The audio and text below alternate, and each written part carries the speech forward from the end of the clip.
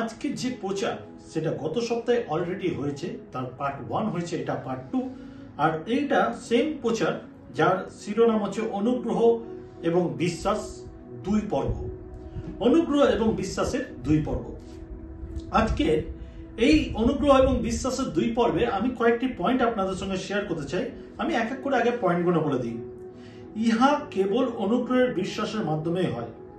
ওকে, part 1 বা 1 পর্ব বা 2।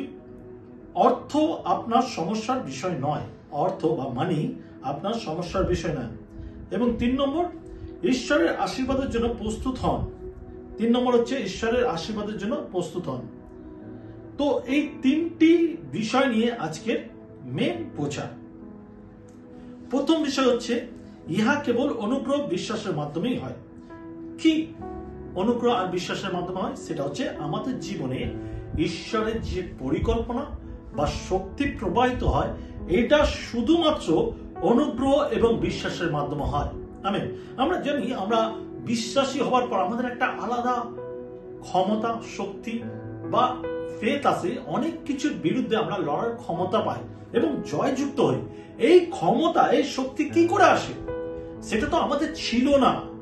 আমরা এর আগে লড়তে পারিনি, আমরা এর আগে হেরেছি, আমরা কেঁদেছি, আমরা শয্যা ভাসিয়েছি, আমরা প্রতিনিয়ত নিজেকে দুর্বল মনে করেছি এবং কেউ সেটাকে লিড করেছে কন্টিনিউ। কিন্তু ঈশ্বরেতে আশা আমাদের জীবনে অনুগ্রহ আনে, যেটা এর আগের প্রচারে বলেছি।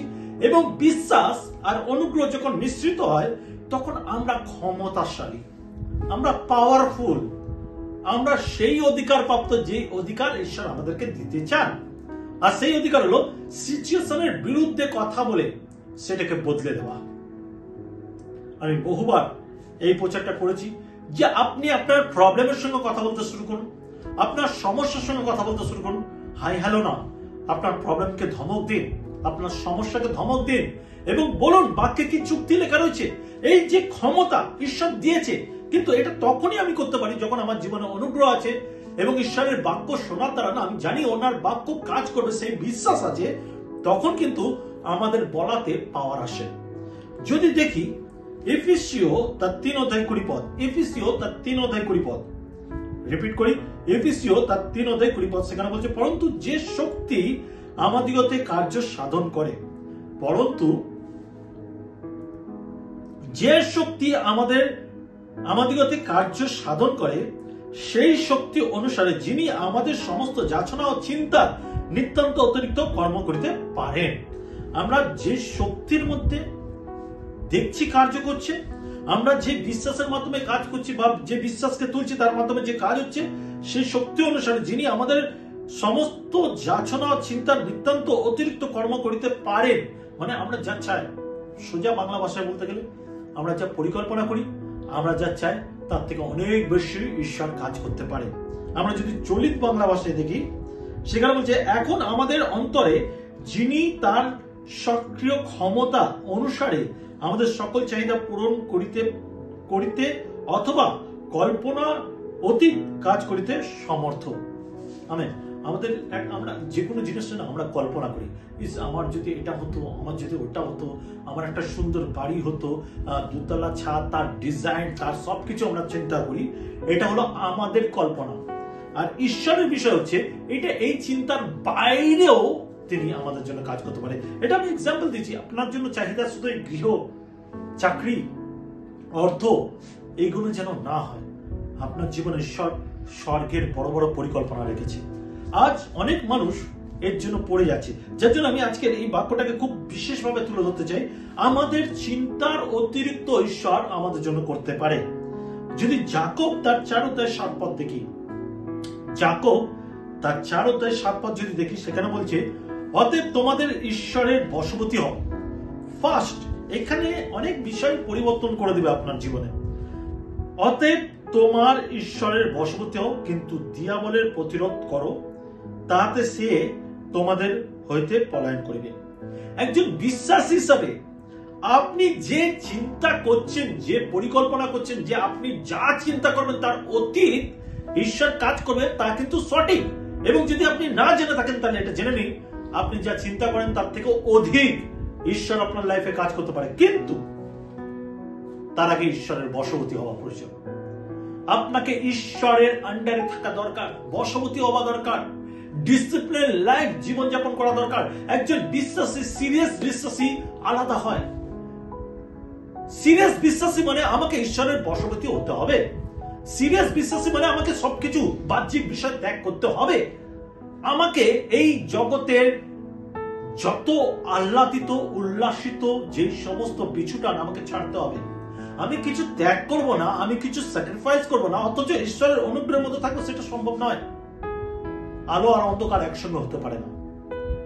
ঈশ্বর হচ্ছে আলো আর পাপ হচ্ছে অন্ধকার, দুটো একসঙ্গে হতে পারে না। তাই ঈশ্বরের পরিকল্পনা, অতিরিক্ত পরিকল্পনা যদি আপনার জীবনে চান, তাহলে ঈশ্বরের বশবর্তী হওয়া দরকার। আর যখন আপনি বশবর্তী হন, তখন দিয়াবলের প্রতিরোধ করতে শুরু করবেন। আর যখন দিয়াবলের প্রতিরোধ করতে শুরু করবেন, তখন দিয়াবল আপনাকে ছেড়ে পালাবে, তার আগে নয়। আপনি দিয়াবলকে যত্ন যদি করেন, আপনি শয়তানকে যদি রেসপেক্ট করেন, আপনি শয়তানকে যদি আহ্বান করেন, শয়তান কি পালাবে? শয়তান কি পালাবে? শয়তান ইন্টারেস্টেড আপনার সঙ্গে সময় কাটাতে, শয়তান ইন্টারেস্টেড আপনাকে পাপে ফেলতে, শয়তান ইন্টারেস্টেড আপনার জীবন নষ্ট করতে, শয়তান ইন্টারেস্টেড আপনার জীবনকে বিনাশ করতে। এটাই শয়তানের কাজ। কিন্তু ঈশ্বরের পরিকল্পনা, ঈশ্বরের ইন্টারেস্টেড আপনি যেন জীবন পান, জীবনের উপজিয়া পান। এটা ঈশ্বরের ইন্টারেস্টেড, এবং ঈশ্বর তার বড় পরিকল্পনা রেখেছে আপনার জীবনে। ঈশ্বরের বড় পরিকল্পনা আপনার জীবনে আছে, কিন্তু আমরা দিয়াবলের প্রতিরোধ করতে চাই না, ঈশ্বরের বশবর্তী হতে চাই না। আমরা ঈশ্বরের বশবর্তী হতে চাই না, অথচ দিয়াবলের প্রতিরোধ করতে চাই না, অথচ ঈশ্বরের পরিকল্পনাকে আমার জীবনে চাই। সম্ভব নয়, সম্ভব নয়। আমি খুব স্ট্রেট ফরওয়ার্ড বলি বলে অনেকে বলে যে পাস্টার কি বলছে, কিন্তু রিয়েলিটি যেটা ট্রুথ সেটা ট্রুথ, যেটা সত্যি সেটা সত্যি। আপনি স্যাক্রিফাইস লাইফ নিয়ে যেতে হবে, আপনার জীবনে স্যাক্রিফাইস লাইফ থাকা দরকার। আপনি আপনার জীবনে কোনোভাবে ঈশ্বরকে ত্যাগ করে ঈশ্বরের অনুগ্রহ পাবেন, এটা সম্ভব নয়, এটা সম্ভব নয়। তাই ক্লিয়ারলি আপনাকে জেনে রাখা দরকার। আপনি যদি বহুদিনের বিশ্বাসী, আপনি অনেক পুরনো বিশ্বাসী, আপনার জীবনে কোনো মিরাকেল নেই, কোনো আশীর্বাদ নেই, কোনো বৃদ্ধি নেই, কোনো সাকসেস নেই, তার কারণ হচ্ছে আপনি ঈশ্বরের বশবর্তী হন না, আপনি ঈশ্বরের বশবর্তী হন না, এবং দিয়াবলের প্রতিরোধ করেন না। যদি সবকিছু ফিরে পেতে চান, যদি ঈশ্বরের পরিকল্পনার মধ্যে আসতে চান, ফার্স্ট স্টেপ ঈশ্বরের বশবর্তী হন এবং দিয়াবলের প্রতিরোধ করুন, যেন দিয়াবল পালায়। আমেন। 2 নম্বর পয়েন্ট, অর্থ আপনার সমস্যার বিষয় নয়, এটা আপনাকে জানতে হবে। আমরা অনেকেই মনে করি সব থেকে বড় প্রবলেম আমার জীবনে অর্থ নেই, আমার ফাইন্যান্সিয়াল প্রবলেম যাচ্ছে, আমার চাকরি নেই, আমি গরিব। এই অর্থ আপনার সমস্যা নয়, অর্থ আপনার সমস্যা নয়, সমস্যা আপনার অন্য কোনো জায়গায়।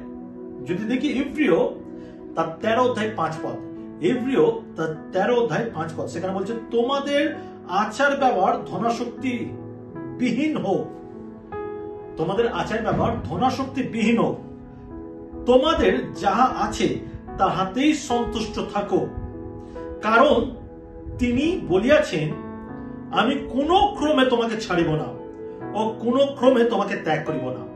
আপনাকে এটা বুঝতে হবে, ঈশ্বর থাকা বেশি ইম্পর্টেন্ট আপনার লাইফে। ঈশ্বর আপনার লাইফে থাকা বেশি ইম্পর্টেন্ট অর্থের থেকেও বেশি। অর্থ থাকলে জীবন দিতে পারে না, অর্থ আপনাকে ভালো হসপিটাল দিতে পারে, ভালো লাক্সারিয়াস হসপিটাল দিতে পারে, কিন্তু সুস্থতা দিতে পারে না। বিছানা, পাওয়ারফুল গদিওয়ালা বিছানা, দামি গদি, দামি ম্যাট্রেস, দামি পালং পয়সা আপনাকে দিতে পারে, কিন্তু সেখানে জীবন দিতে পারে না, ঘুম দিতে পারে না। ভালো দামি ঘর পয়সা দিতে পারে, আপনি লাক্সারিয়াস বাড়ি বানাতে পারেন পয়সা দিয়ে, কিন্তু সেই বাড়িতে থাকার শান্তি সেই পয়সা দিতে পারে না। ঈশ্বর আপনাকে জীবন দিতে পারে, ঈশ্বর আপনাকে সুস্থতা দিতে পারে, ঈশ্বর আপনাকে আনন্দ দিতে পারে, ঈশ্বর আপনাকে শান্তি দিতে পারে। তাই জেনে রাখবেন, পয়সাই মূল নয়। অনেক পয়সাওয়ালা লোক সুসাইড করে নেয়, মারাত্মক পয়সাওয়ালা লোকরাও, প্রচুর টাকা, কোটি কোটি টাকার মালিকেরা সুসাইড করছে। যদি পয়সায় সব দিতে পারতো তাহলে সুসাইড করছে কেন? একবার চিন্তা করুন। পয়সা আপনাকে সবকিছু দিতে পারে না, পয়সায় সবকিছু নয়। যদি ভালো করে এখানে দেখি, আবার বলছি, তোমাদের আচার ব্যবহার ধনাশক্তি বিহীন হোক, অর্থ অর্থ অর্থ অর্থ করি না, ধনাশক্তি বিহীন। ধন মানে অর্থ আপনাকে যেন কন্ট্রোল না করে, অর্থ আপনাকে যেন লিড না করে। অনেক সোশ্যাল মিডিয়ায় দেখবেন, ফেসবুকে দেখবেন, পয়সাই সবকিছু, পয়সা থাকলে ফ্যামিলি চিনবে, রিলেটিভ চিনবে, সবাই চিনবে। কিন্তু আমি আপনাকে বলি, ঈশ্বর থাকলে আপনাকে সবাই সম্মান করবে, শ্রদ্ধা করবে, ভালোবাসবে, শুধু চিনবে না। যারা পয়সার জন্য আপনাকে চেনে না, আপনার পয়সা ফুরালে ছেড়ে দিবে। যারা ঈশ্বরের অনুগ্রহ আপনার মধ্যে দেখে, তারা পয়সা পেলেও আপনাকে ছাড়বে না। এখানে বলছে তোমাদের আচার ব্যবহার ধনাসক্তি বিহীন হোক, তোমাদের যা আছে তাহাতেই সন্তুষ্ট থাকো, কারণ তিনি বলিয়াছেন, তিনি মানে ঈশ্বর, কারণ তিনি বলিয়াছেন আমি কোনো মতে কোনো ক্রমে তোমাকে ছাড়বো না, কোনো মতে কোনো ক্রমে তোমাকে ছাড়বো না, ও কোনো ক্রমে তোমাকে ত্যাগও করবো না। ঈশ্বর কখনো হাত ছাড়বে না, জেনে রাখি, ঈশ্বর কখনো হাত ছাড়বে না। আর যেখানে ঈশ্বরের হাত, সেখানে সাকসেস, সেখানে উন্নতি, সেখানে শান্তি, সেখানে আনন্দ, সেখানে সবকিছু পাবেন। আমেন। 3 নম্বর পয়েন্ট, ঈশ্বরের আশীর্বাদের জন্য প্রস্তুত হন। যদি আপনি এই ডিসিপ্লিন গুলো পালন করেন, তাহলে জেনে রাখবেন স্বর্গ দুয়ার আপনার জন্য খোলা।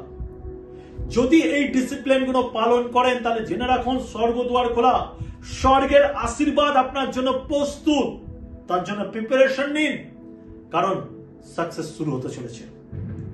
আপনাকে কয়েকটা ডিসিপ্লিন দেখালাম আমি, এর মধ্যে যদি আপনি স্থির থাকেন, মাত্র 2টো ডিসিপ্লিন আপনাকে দেখালাম, এতে যদি স্থির থাকেন, তাহলে জেনে রাখুন ঈশ্বরের আশীর্বাদ কেউ উঠতে পারবে না। ঈশ্বরের আশীর্বাদের জন্য প্রস্তুত হন।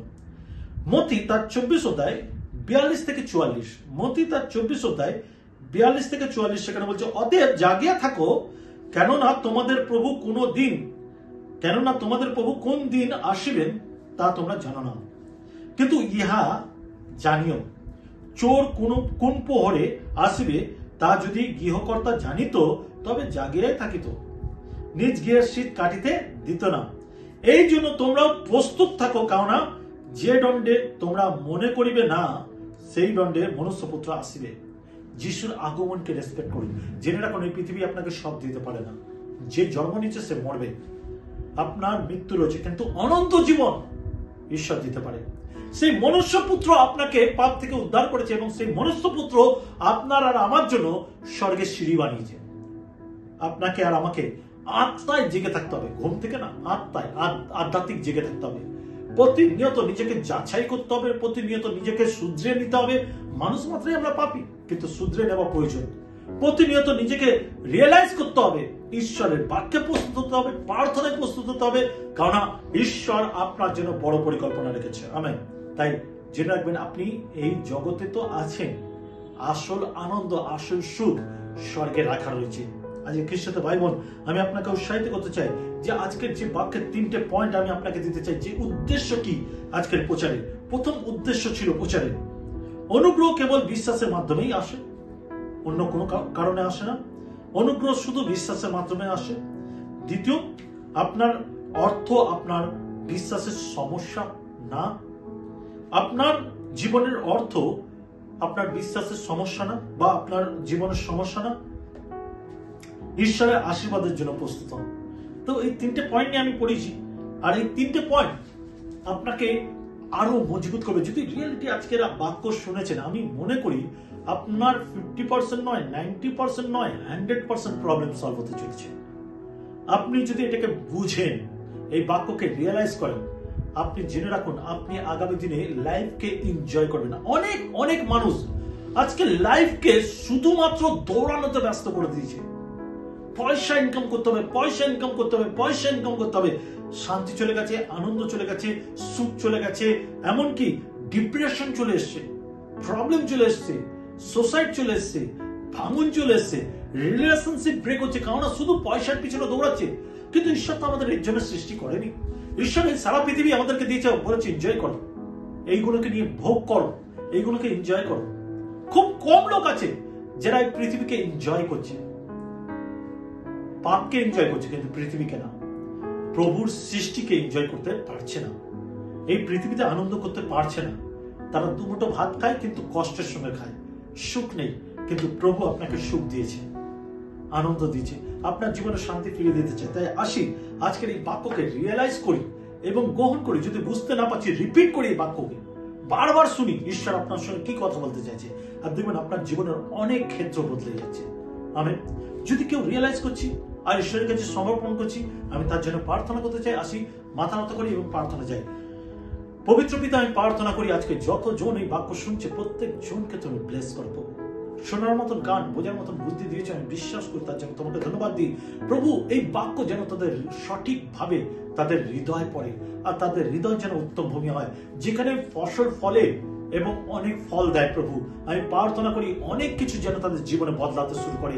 আজ এই বাক্য যেন তাদের জীবনে শক্তি নিয়ে আসে, পরিবর্তন নিয়ে আসে, নতুন আলো নিয়ে আসে। প্রভু, আমি প্রার্থনা করি তোমার যিশু নামে, যারা ডিপ্রেশনে ভুগছে, যারা প্রবলেমে রয়েছে, যারা রোগ ব্যাধিতে রয়েছে, যারা অর্থের সমস্যায় রয়েছে, যারা নানা রকম সমস্যার মধ্যে ভুগছে, আমি ঘোষণা করি এবং দাবি করি এই বাক্য যেন তাদেরকে বার করে এই সমস্ত প্রবলেম থেকে এবং তোমার পরিকল্পনার মধ্যে নিয়ে আসে। প্রভু, তুমি দয়া করো, সঙ্গে থেকে পরিচর্যা করো, যিশু নামে চাই, আমেন। সাথে আপনাদেরকে মনে করে দিতে চাই, এই চ্যানেল আপনাকে বাক্য দ্বারা সাজাতে চাই, আপনার জীবনে আনন্দ আনতে চাই।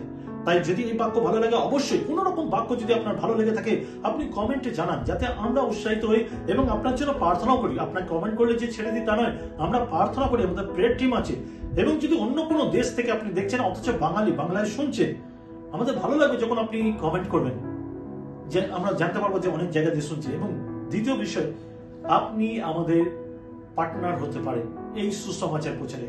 আপনাকে আমাদের কাছে আসতে হবে না, কোনো অর্থও দিতে হবে না।